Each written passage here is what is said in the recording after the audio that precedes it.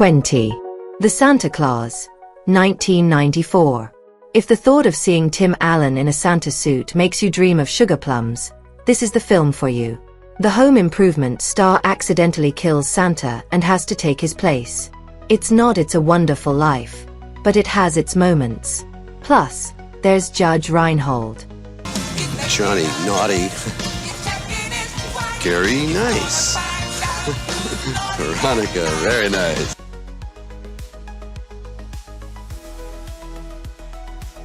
"19. Gremlins, 1984. Not a Christmas movie per se, but Joe Dante's mischievous Monster Mash comedy is set during the holidays in a snowy Norman Rockwell-esque town.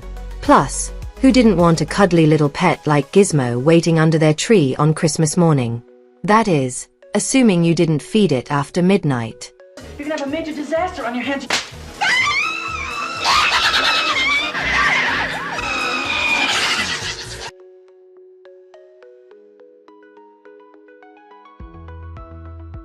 "18. National Lampoon's Christmas Vacation, 1989. Okay, so it's not the best installment in the Griswold family saga. Still, Christmas Vacation is worth watching alone for Randy Quaid's cousin Eddie and Chevy Chase's fumbling encounter with a buxom department store salesperson. I was just browsing. It's a bit nipply out. I mean nippy. They want you to say grace. I pledge allegiance to the flag.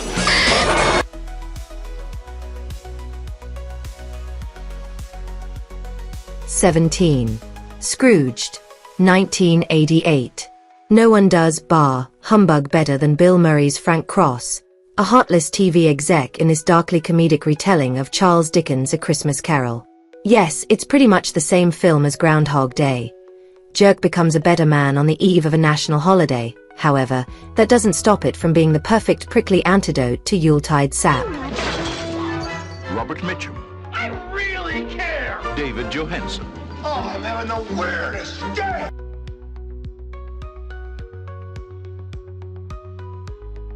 "16. Die Hard, 1988. Bruce Willis in Die Hard. Everett Collection. New York cop John McClane, Bruce Willis, heads to LA to see his wife, Bonnie Bedelia, and winds up attending the Christmas office party from hell, thanks to Alan Rickman's memorable Teutonic baddie Hans Gruber, who finds a one-man killing machine along with a lump of coal in his stocking. Who needs ho ho ho when you can have yippee-ki-yay motherfucker? The coast, we get together, have a few laughs. And a hard man to kill.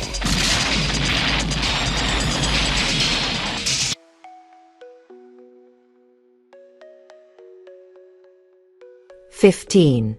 Miracle on 34th Street, 1947. An older man working as a Macy's department store Santa, Edmund Gwen, claims to be Kris Kringle, and he convinces innocent kids, and even the most cynical adults, that he's the real deal. There's something undeniably sweet about this perennial classic. Despite that, if it were made today, he'd be handcuffed and thrown in the slammer. Have to make a change. The Santa Claus that we had 2 years ago is back in town, and I feel that we owe it to him. Have I done something wrong? Oh, no. No.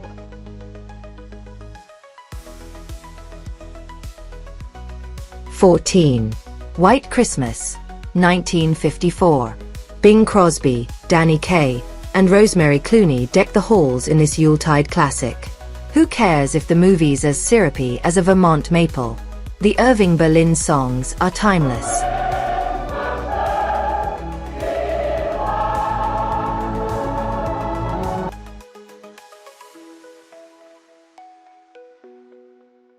"13. The Nightmare Before Christmas, 1993. Tim Burton and Henry Selick may seem more of a natural fit for Halloween than Christmas, but the maestros of the macabre stop-motion holiday fable crafted pure eye candy. Dreamers and the holiday spirit that brought them together. From the imagination of Tim Burton.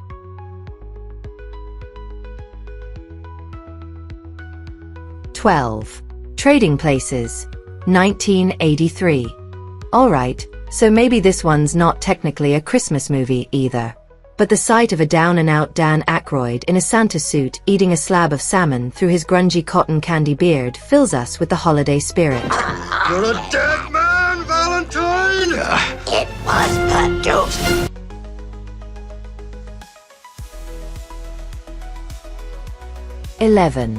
Home Alone, 1990. Writer John Hughes added heart to Thanksgiving with planes, trains, and automobiles. In Home Alone, he takes a less sentimental approach to the holidays with the tale of 8-year-old Kevin McAllister, the adorable Macaulay Culkin, who's left alone by his family only to face down and outwit a pair of bungling burglars. Let's be honest, you can enjoy this one any time of the year. Best Christmas ever. A family comedy without the family.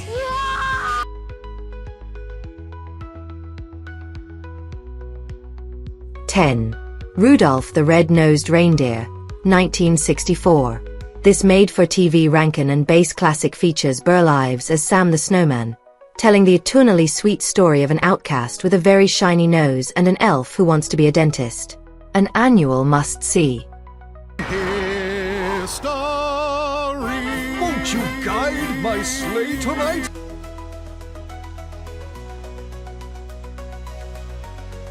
Nine.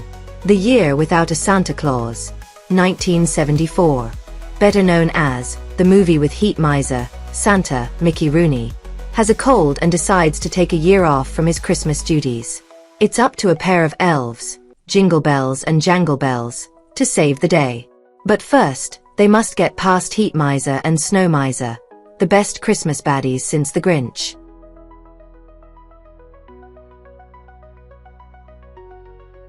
8. The Muppet Christmas Carol, 1992.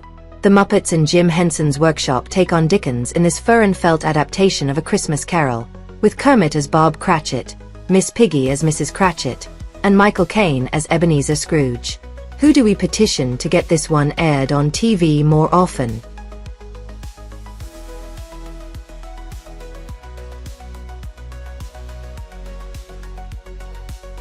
Seven. Bad Santa, 2003. Billy Bob Thornton spikes the eggnog in this bruise black comedy about a disgusting drunk department store Santa/con man who's out to rob stores on Christmas Eve with his elf sidekick, Marcus, Tony Cox. Here's one for parents looking for something to pop on after the kids are asleep. I beat up some kids today, but it's for a purpose. Made me feel good about myself. You need many years of therapy.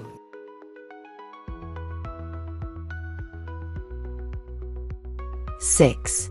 Love Actually, 2003. A roundelay of lump-in-your-throat London love during the holiday season from the confectioners behind Four Weddings and a Funeral, 1994, and Notting Hill, 1999. You could fill a stocking with all of the terrific moments in the film. But none is better than when a group of kids brings down the house with their rendition of Mariah Carey's All I Want for Christmas Is You. Suppose I could. King Wenceslas looked up. 5.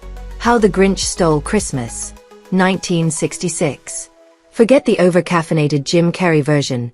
Chuck Jones' animated made-for-TV take on the Dr. Seuss classic is the one you want to watch, over and over again. The Grinch hated Christmas. The whole Christmas season.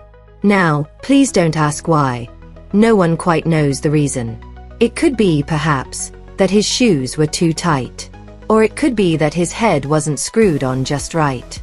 But I think that the most likely reason of all may have been that his heart was 2 sizes too small.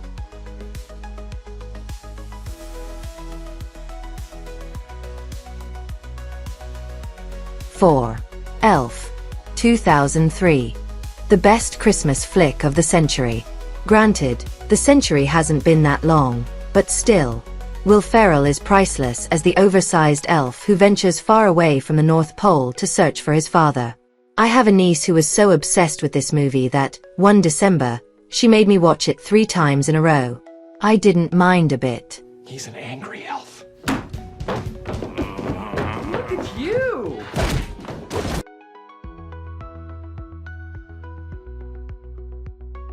3. A Charlie Brown Christmas, 1965. Some holiday movies just make you feel good when they come on. They wrap you in a comforter of warm, cozy nostalgia. To me, and I'm guessing a lot of you, this is that movie. I could watch those Peanuts kids do their herky-jerky dance on an eternal loop and never get tired of it. Plus, if there was ever a movie that made you want to take home the saddest, leafless tree at the nursery, this is the one.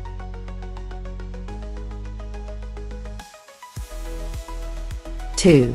A Christmas Story, 1983. Okay, I know a lot of you who've gotten this far are going to be upset that this isn't number 1. I love it too, especially when Ralphie's, Peter Billingsley, pal gets triple dog dared into touching his tongue to a frozen metal flagpole. So, please, don't shoot my eye out with an official Red Ryder, carbine action, 200-shot range model air rifle. Red-blooded. It's smiling at me. All-American Christmas. A Christmas Story.